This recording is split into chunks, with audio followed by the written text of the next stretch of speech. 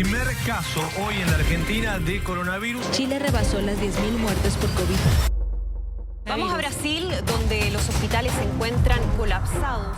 Fue un tsunami viral, global y mortal. En diciembre de 2019 se conocieron los primeros casos de una neumonía desconocida en la ciudad de Wuhan, en China. En enero de 2020, la Organización Mundial de la Salud declaró la emergencia sanitaria internacional. El 11 de marzo se dictaminó la existencia de la pandemia del COVID-19. En nuestro país, el gobierno de Alberto Fernández llevaba apenas 3 meses en la gestión. Preventivo y obligatorio.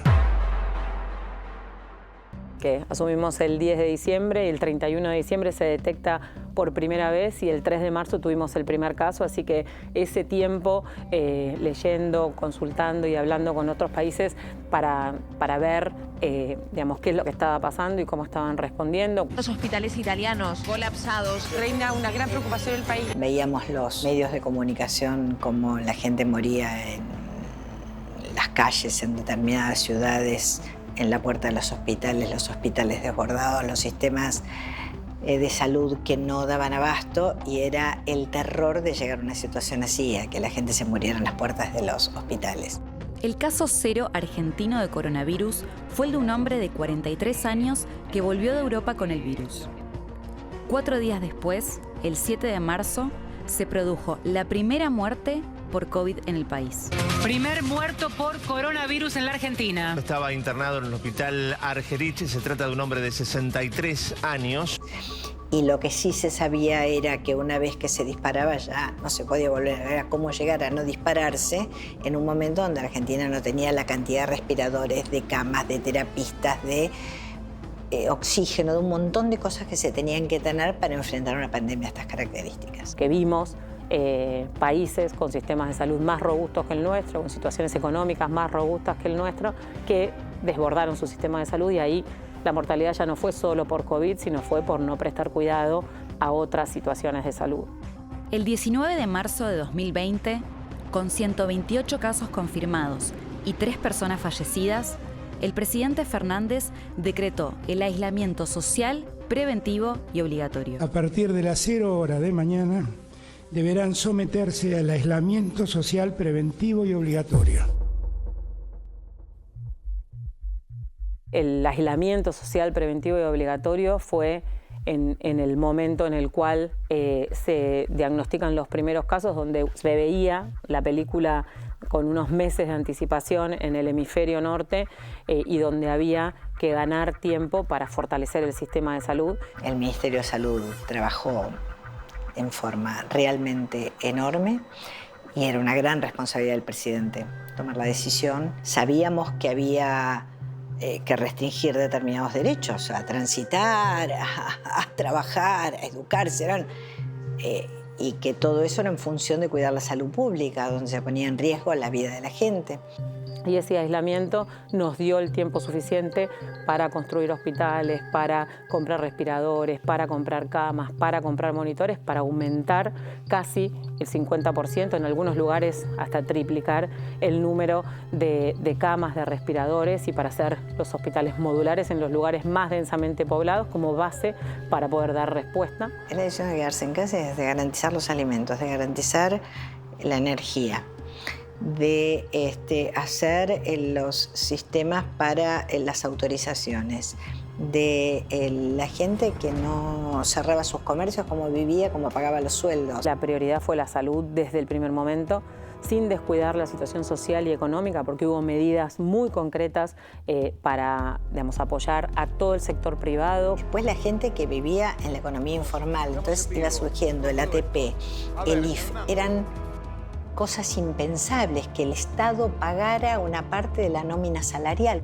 Declarado esencial por la autoridad sanitaria, el personal de salud multiplicó por 1000 su trabajo y se expuso en la primera línea de fuego, mientras la enorme mayoría de la población debió resguardarse para preservar su vida y la de las demás personas.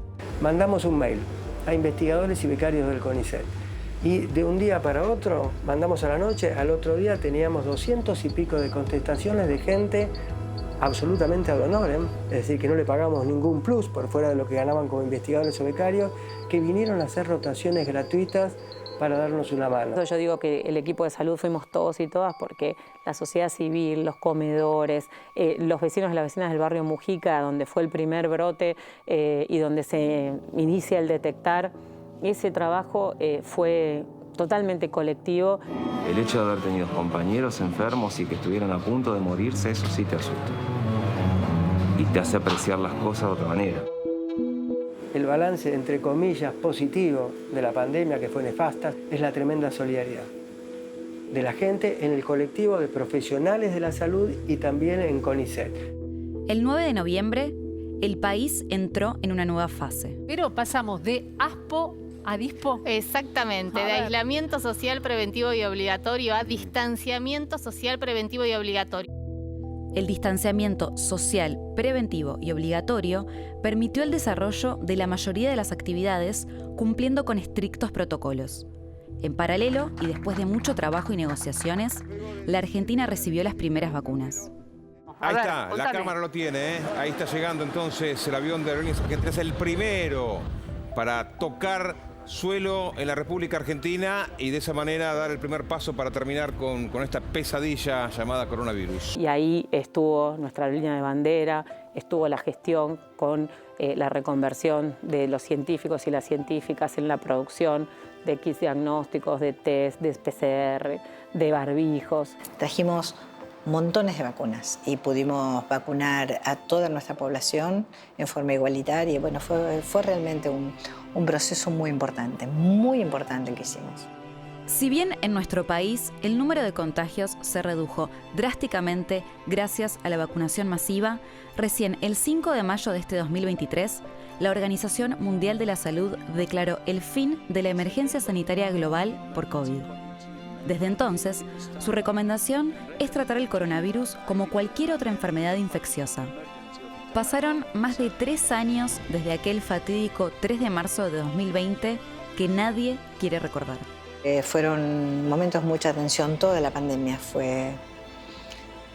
fueron momentos tremendos. Ahora nos parece que pasó hace mucho, pero yo nunca me voy a olvidar de lo que vivimos. Lo que fue, te lo digo por mí, te lo digo sin lugar a dudas por todos los ministros y ministras de salud del mundo, los tomadores de decisiones y de las provincias, la responsabilidad más grande de nuestras vidas.